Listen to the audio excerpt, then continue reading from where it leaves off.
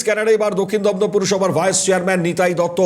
18ই মে নিতাই দত্তকে তলব ইডির। সুজিত বসু ঘনিষ্ঠ নিতাই দত্ত ইতিমধ্যে 18ই মে তাকে তলব করা হলো। অত্যন্ত গুরুত্বপূর্ণ, ইতিমধ্যেই সুজিত বসু সে শ্রীঘরে রয়েছে এবং ইডি তাকে হেফাজতে পেয়েছে। যে তলব এই মুহূর্তে নিতাই দত্তকে রয়েছে, সেই তলবে এবার নিতাই দত্ত কি মুখ খুলবে তার দিকে অবশ্যই নজর থাকবে, কারণ এই নামটি সামনে এসেছিল সুজিত বসুকে জেরা করবার পর। অত্যন্ত গুরুত্ব রাখে এবার দক্ষিণ দমদম পুরসভায় সামগ্রিক পরিস্থিতি কি ছিল সেটাই মুহূর্তে স্পষ্ট হবে। আমাদের সঙ্গে আমাদের চিফ রিপোর্টার সত্যজিৎ মুখোপাধ্যায় রয়েছেন টেলিফোন লাইনে। সত্যজিৎ, কতটা গুরুত্ব রাখছে নিতাই দত্ত তাকে এই জেরা? পুরনিয়োগ দুর্নীতির ক্ষেত্রে এনফোর্সমেন্ট ডাইরেক্টরেট বড় করে ব্যাপারটাকে বোঝার চেষ্টা করছেন অফিসাররা, এবং ঠিক কি পরিসরে দুর্নীতিটা হয়েছিল, কতজন প্রভাবশালী ইনভলভ আছেন এবং এর সঙ্গে তৃণমূল কংগ্রেসের শীর্ষ নেতৃত্বে কি যোগ ছিল সেটা বোঝার চেষ্টা করছেন।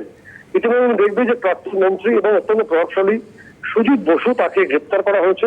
পুরো নিয়োগ দুর্নীতি তার ভূমিকা একেবারেই অস্বচ্ছ এবং বিভিন্ন ক্ষেত্রে সদস্য তিনি নিতে পারেননি, ফলে তার জিজ্ঞাসাবাদ পর্ব চলছে এই মুহূর্তে ইডির হেফাজতে। একই সঙ্গে এর আগে আমি জানিয়েছিলাম যে পুরো নিয়োগ দুর্নীতির ক্ষেত্রে সুজিত বসুর নাম প্রথম এসেছিল, যার বয়ান থেকে তিনি নিতাই দত্ত অর্থাৎ দক্ষিণ দমদম পুরসভার ভাইস চেয়ারম্যান এবং অনেকেই বলেন তিনি সুজিতবাবুর ডান হাত। এই নিতাই দত্তকে ফের তলব করা হচ্ছে আগামী 18ই মে এবং সেদিনকে তাকে ফের জিজ্ঞাসাবাদ করা হতে পারে। একাধিক গুরুত্বপূর্ণ বিষয় উঠে আসতে পারে, প্রয়োজনে সুজিত বাবুর সঙ্গে মুখোমুখি বসেও জেরা করা হতে পারে, অর্থাৎ দুজনের বয়ান যেখানে মিলছে এবং মিলছে না সেটা বোঝার চেষ্টা করবেন ইডি কর্তা। এক্ষেত্রে নিতাই দত্তের যে আগের বয়ান ছিল, যেখানে সুজিত বাবু সম্পর্কে একাধিক গুরুত্বপূর্ণ বা কি ইনফরমেশন দিয়ে এসেছিলেন এবং সুজিত বাবু ডিনাই করছেন, তাই তদন্তের স্বার্থে উভয়কে মুখোমুখি বসিয়ে জেরার প্রয়োজন। তাই বোধ হয় সম্ভবত সেই সম্ভাবনাই তীব্র হচ্ছে। এনফোর্সমেন্ট ডাইরেক্টরেটের তরফে 18ই মে তাকে তলব করা হচ্ছে, সেদিনকেই মুখোমুখি হতে পারেন সুজিত বাবু এবং তার দাদা নিতাই দত্ত। একেবারে মানে ছিলেন নাকি পেপার বয়, বাড়ি বাড়ি পেপার দিতেন, সেখান থেকে সুজিত বসুর ঘনিষ্ঠ হয়ে কোন জায়গায় গিয়েছেন, মারাত্মক সূত্র মারফত যে খবর সত্যির সামনে এসেছিল। ফলত এর বিরুদ্ধে ব্যবস্থা কত দ্রুত হবে বলে মনে হয়? একটা হচ্ছে রাজনৈতিক বিষয়। রাজনৈতিক ক্ষেত্র থেকে একসময় সুজিতবাবু এগরোল বিক্রি করতেন, সেখান থেকে তিনি মন্ত্রী হয়েছেন, অবশ্যই তার উত্থান। এটা নিয়ে অধিকাংশ বিশ্ব করে বলবেন যে সমাজের প্রান্তিক অংশ থেকে উঠে এসে তিনি অনেকের প্রতিনিধিত্ব করেছেন। কিন্তু যেখানে প্রশ্ন ওঠে, তিনি লিগেল কোশ্চেন যেটা হতে পারে এক্ষেত্রে, অনেকে যারা মনে করছেন যে পুরো নিয়োগের ক্ষেত্রে 2010 থেকে 2015 পর্যন্ত যেটা পরবর্তী অয়নশীলের ডকুমেন্টও চলে এসেছিল, যে এই সময় দক্ষিণ দমদম পুরসভার ক্ষেত্রে গ্রুপ সি এবং গ্রুপ ডি এই দুটি ক্ষেত্রেই যে 250 জনকে নিয়োগ করা হয়েছিল, সেই নিয়োগের ভিত্তিতে কত টাকা তিনি নিয়েছিলেন এবং তার পাশাপাশি প্রত্যেকটি নিয়োগের ক্ষেত্রে অর্থাৎ যতজন চাকরি পেয়েছিলেন তাদের একটা সার্টেন মান্থ অর্থাৎ 10 মাস বা 12 মাসের স্যালারিও পরবর্তী নিয়েছিলেন।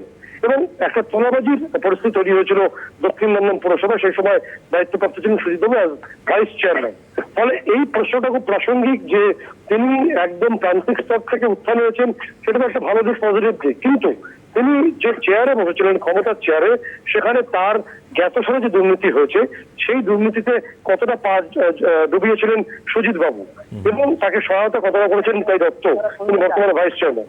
এবং নিতাই দত্তের আগের ভার্সন, যে আগের তার বয়ান নেওয়া হয়েছিল 50 PMLA-তে, সেখানে পরিষ্কার উল্লেখ করেছিলেন যে সুজিত বাবুর ভূমিকা সেখানে কি আছে। ফলে সেই বয়ানটার সঙ্গে আজকের সময় দাঁড়িয়ে অনেক ক্ষেত্রে সুজিত বসু তার যে রাইট হ্যান্ড নিতাই দত্তের বয়ানকে অগ্রাহ্য করেছেন, বলেছেন যে এই তথ্যগুলো সঠিক নয় বলে ইডি সূত্রে আমরা জানতে পারছি। ফলে নিতাই দত্ত এবং সুজিত বসুকে সামনাসামনি বসিয়ে ইডি কর্তারা এবার পরিপূর্ণ সিদ্ধান্তে এবং পূর্ণাঙ্গ এবং একটা অনিবার্য সিদ্ধান্তে পৌঁছতে চাইছেন যে সঠিক ছবিটা কি এবং দুর্নীতি কত অবধি ছিল এবং সুজিত বসু এবং সিন্ডিকেট কিভাবে দুর্নীতিতে অংশ নিয়েছিলেন, এই ছবিটা পরিষ্কার হবে। ঠিক, ধন্যবাদ সত্যজিৎ। আপাতত চিফ রিপোর্টার সত্যজিৎ মুখোপাধ্যায় আমাদের সঙ্গে টেলিফোন লাইনে ছিলেন। নিতাই দত্ত এবার তিনি হাজিরা দেবেন কিনা সেটা তো অবশ্যই দেখবেন।